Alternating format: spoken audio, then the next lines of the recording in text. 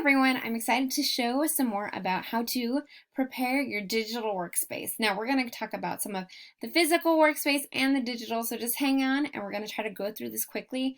If you have more questions, watch this again or feel free to reach out to me or your friendly Google search. All right, so physical space, we're going to talk about your school supplies, your fun extras, and some cool organizational tips. Now these are just some of our ideas. I'm sure you have way more, so feel free to hop in and share some comments or suggestions along the way. So we have school supplies. Now this is probably going to be a list provided by your teachers or your school or whatever courses you're taking. So make sure you go to those first. But we just shared some basic expectations of probably things you'll need.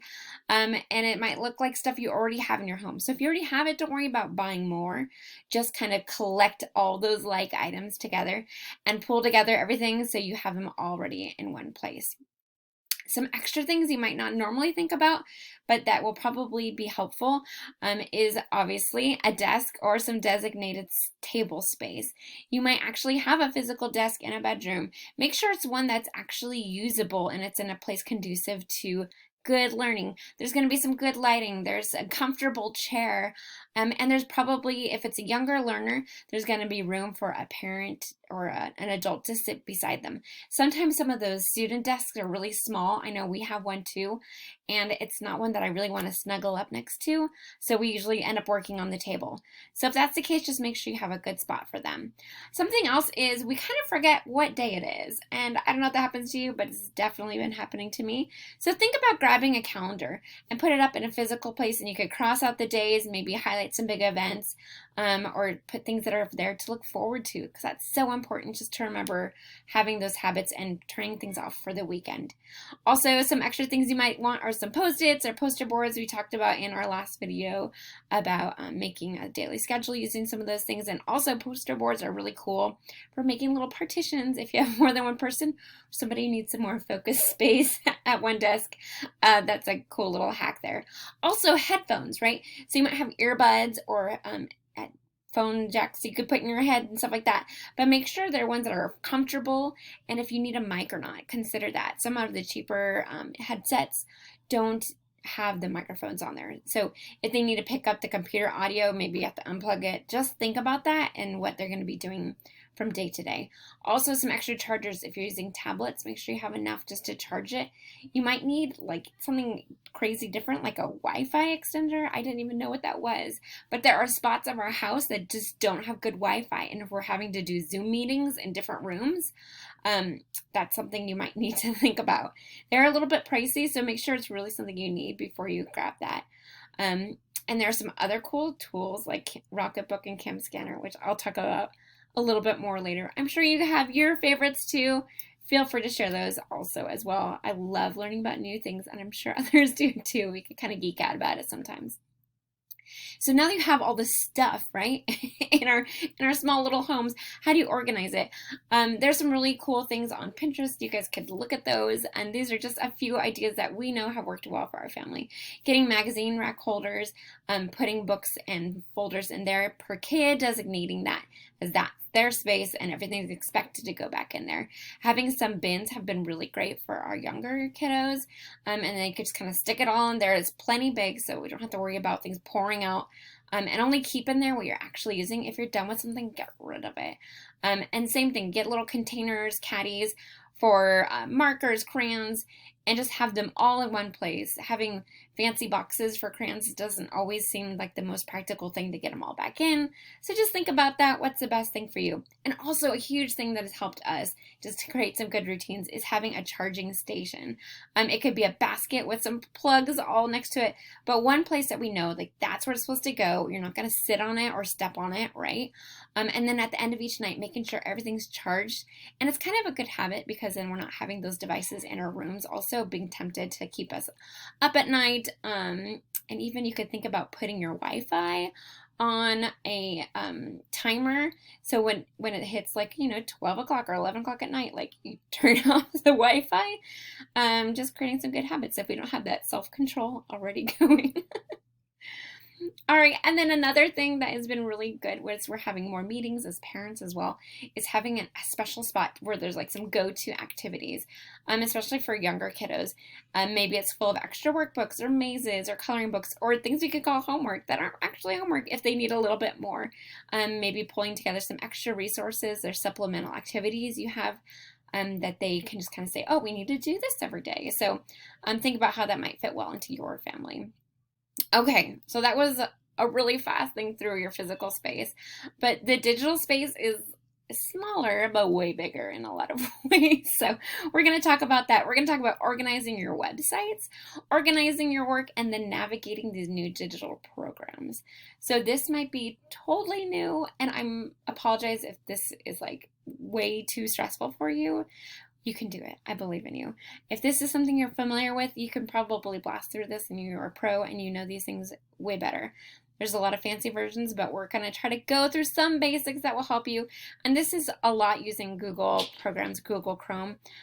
So just to keep that in mind, it's a very accessible thing. If you don't have a Google account, go ahead just to go to Google and create a Gmail, and that will kind of open up the gates for all of these things that are free for anybody. So I strongly recommend you doing that. So organizing your websites, you're going to have different online school platforms, you're going to have documents, you're going to maybe have some extra places to do reading or typing practice or this and that, and there's a lot of things you can do.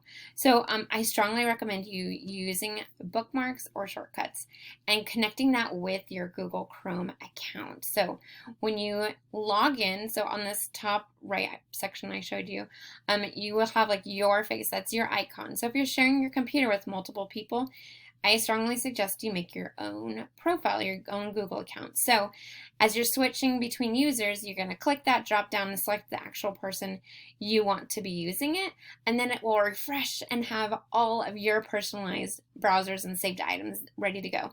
And the cool thing is that if you're using one device and then have to like share it and hop onto another device or a different location, all of that information will still be there, all your files, all your favorites. So it's a really cool thing, and I think you'll really like it if you haven't done it already. So go ahead and make sure you're using your personal account and before you hop in to do that.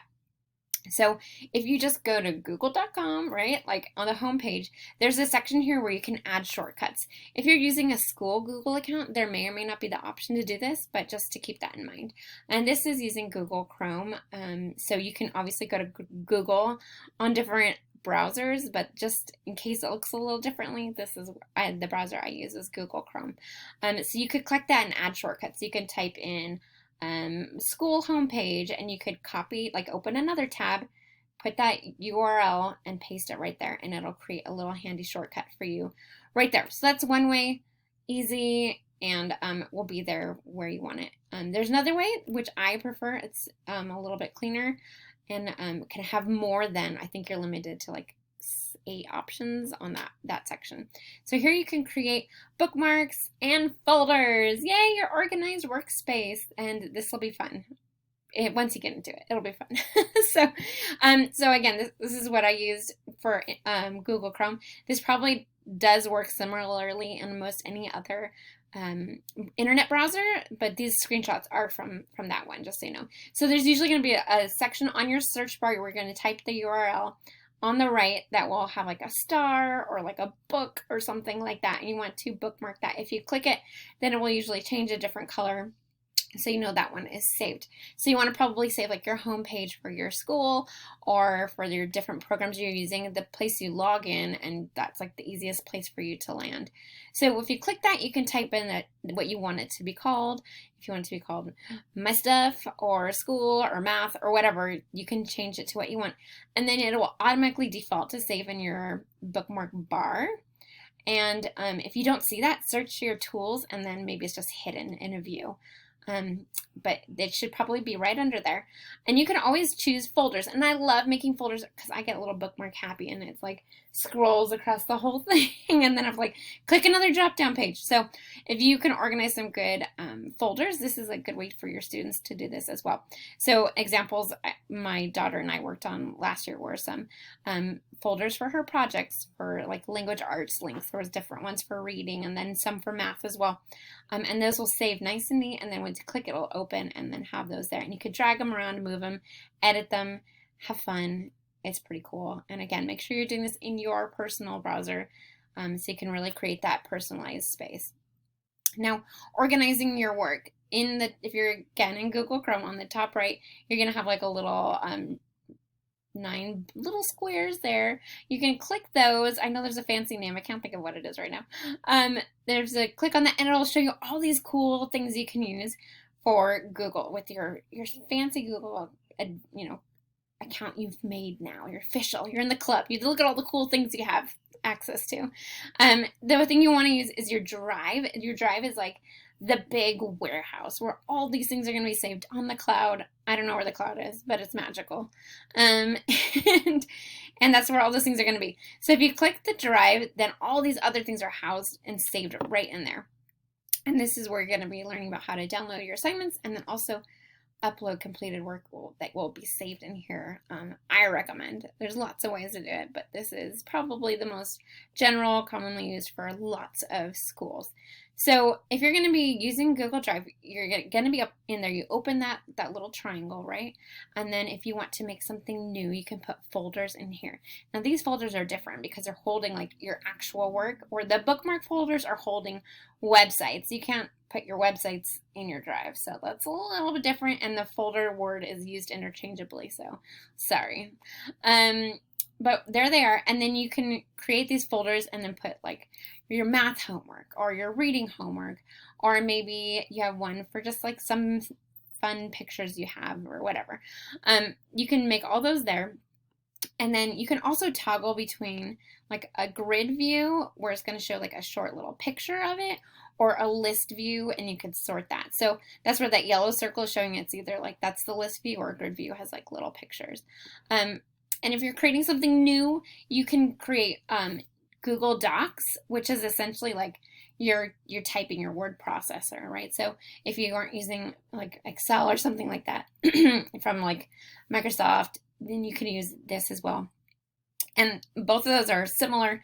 They just depends on what account you're using. So you're going to use Google Docs, and that's going to upload that word processor or type your homework on. Google Sheets is essentially like Excel or something like that. And Google Slides is like your PowerPoint. So those are those options. There are lots more resources you can use, but those are probably the most frequently used ones. Now, if you're downloading assignments, so you have something your teacher or somebody's giving you, and you need to download it and do something with it. Like, okay, sounds good. In a normal brick and mortar class, like they just give you the paper and you're like, thank you, teacher, and you just do the things. So unfortunately, or fortunately, this is different. How fun, we're learning, yay! So if you have something like a PDF is sent to you and you need to open it, right? So you can either open it there or you can download it. If you're gonna have to like manipulate it, like add things onto it or print it or something like that, you probably want to do that thing on the far right where you can click print, or there's like a little arrow pointing into like a little drop box, right? And that means you're going to download it onto your computer. You're going to save that, and then you could do what you need. And it'll usually like open on the bottom left side of your screen, and you could like drag it into your folder in your Google Drive if you want to be fancy, or you could just open it right there and print it. I do recommend you always resave these, like save the name on the document to something that's unique to you. So if you're editing it and saving it, so if you upload it later, you don't accidentally upload the original. I've had that happen to me so many times as a teacher that students are like, oh, I turned it in, obviously. But it was like the original one. It was not the one that they had all their answers on. So I always recommend to rename it with your student name so it's unique and easily identifiable when you're uploading those later. Some other fun thing is if you want to upload and open it, using just an online program, you could either open it in like Google Docs or Sheets or one of those, or you can also use Doc Hub, which is a cool thing used for lots of different companies and reasons. But we actually used that with my second grader last year. She figured it out faster than me probably. And I'm going to show you that Doc Hub. It'll open up in a separate program, and you can use this to manipulate the document. I would again save it as your own with your student name so you don't forget anything. And you can add text boxes and fun little check marks that are happy faces. It's great as a teacher too to grade things, and as a student you can just use this instead of having to print it out. This is a fun option as well. And you can save this as something to upload to like a Google Drive or your classroom, or just to your desktop and email as well. This is a fun way to do that and make something unique. Again, you probably don't need this, but it's just another option that might be useful. So once you've done your assignment, then you're going to usually have to upload it, right? Instead of turning in an actual piece of paper, you're going to have to turn in your digital assignment. So there's a couple ways. If you're using like a Google document to type an essay, it's beautiful, it's wonderful. How do you share it, right? So on the top left, you can click File, and then you can click Download, and then you will probably want to always pick the PDF document version. And that's just going to make sure it ensures that it locks it in the way you see it is the way they're going to see it. It's going to look lovely, and it's not going to be something that can be manipulated by somebody else accidentally or on purpose, right? So it saves it just as yours. If it's something that could be sent as a link instead, maybe everyone is using Google Classroom or Docs or something like that, then on the top right you can click the share button and send it via email or to share a link as well. It just depends on the teacher and the platform you're using if that's available. Sometimes when we share that, it doesn't quite share all of the access appropriately, so it's a little runs into some errors often there. So I do recommend the PDF and just uploading it there. So when you're going to upload it, where do you put it? Often there will be a place to add a file. When you click that, you can add it from either your downloads folder or your Google Chrome folder, wherever you have it saved, and just click and add it right there. So make sure once you do that, you actually check and verify that it went through. So if you have a special classroom, it'll often show like, this is the document you submitted, and you can click and open it and make sure it's the right one. Again, to make sure it's the right version that you meant to send. It's not blank, it actually has your responses, and to verify that it actually went through. A lot of times I have students who think they've turned things in and they just haven't. They didn't click the right button. I don't know what happened. So please, please, please just check and just take that extra step. You've done all this work so far. Make sure it actually is there. All right, some cool tools that I have been kind of geeking out on lately in this last summer I learned about is, I have it right here, is my Rocket book. I learned about this as it was a gift. I didn't think I was going to use it, but I love it. And it's basically like a wipe clean notebook in a sense. You do have to use special pens. These are Pilot friction pens, and there's a whole different slew of those you can get as well. And as you write on here, you can just wipe it clean with a wet rag. So that's really cool. It's reusable, and you can also use the QR codes to upload to specific designated like Google Drives or emails as well. Really neat for lots of different things. I was thinking using this for math with my students and having them get them as well. You can also get like a printable version of this, I think, on their website, where they can just kind of upload it as if you're a teacher as well. And these pens are also really neat because you can just use them on regular paper and they're erasable. So you can use a pen and erase it now, kids. Don't listen to your parents. No, just kidding. They are pretty fun. They're a little bit pricey, but they are on sale right now. When I bought them on Amazon, both of those were on sale. So check it out. It's just kind of a fun new tool you can use and use less paper. And also, if you're trying to turn in assignments, I made this sample here using my lovely notebook, right?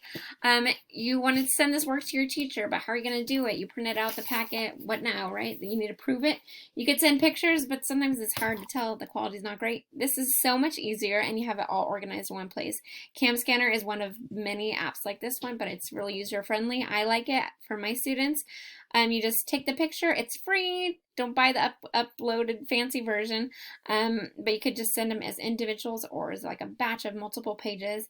It adjusts for the page size. You could drag it around, and then it like makes it look like a magical PDF or JPEG you could send either upload directly to your Google Drive again from here, or to a special folder, or email it directly as well. So that's a kind of a cool tech hack that I like as well.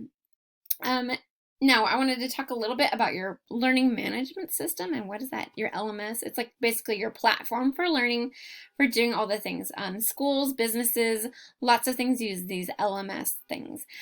So your school is going to be using something that's very unique to you, and I wanted to maybe touch on a few, but there are so many, as you can see in this graphic, there are so many just different options of what that will look like. So instead of me trying to tell you, go to this place and click this tab, I just encourage you to use the resources you have.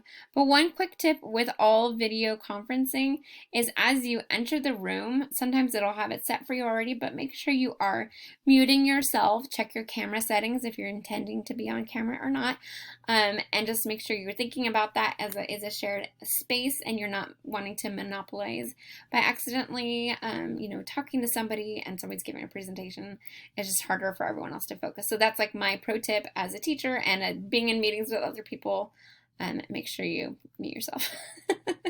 And so just lastly, again, I was saying with all these platforms, your best resources for the specifics, the day-to-day, the things you need to know for your day-to-day learning and uploading and all those things, is ask your teachers, right? They know the environment you're using. It might be unique. It might be a little bit tweaked for your school or your district. So all these other tips might not quite apply the same way. So start with them. They know what to do. And if they don't, they're learning, and they will share those tools as well. And the school district will also probably have some great things. Other parents who are in the same class or environment, you might be able to share some tips together. If you found a cool YouTube video or something that works really well, then great, share it in your parent portal, or however you're communicating. Maybe send it to the teacher too as a help, and they could push it out to others. So if you find something that's helpful, great. If you have not found something but you have figured it out, you cracked the code, I encourage you to share that knowledge with others. Make a video recording. There's ways to do that even on your phones and your settings. You could do it on the computer. If you have a Mac, I just learned today, you could do Command-Shift-5 and you could do a screencast. From there, I use Screencast-O-Matic. That's familiar to me. So many ways. Share that tool with others. And if you figured it out, let your teachers know and say, hey, I figured this out. If anyone has questions, feel free to send them to me if you're comfortable with that, because it's a help for the teacher to not have to explain the same things. And it's sometimes fun for parents to connect in our little communities online the best you can. It's just getting through this. You guys got this, and I know you'll be wonderful at getting through.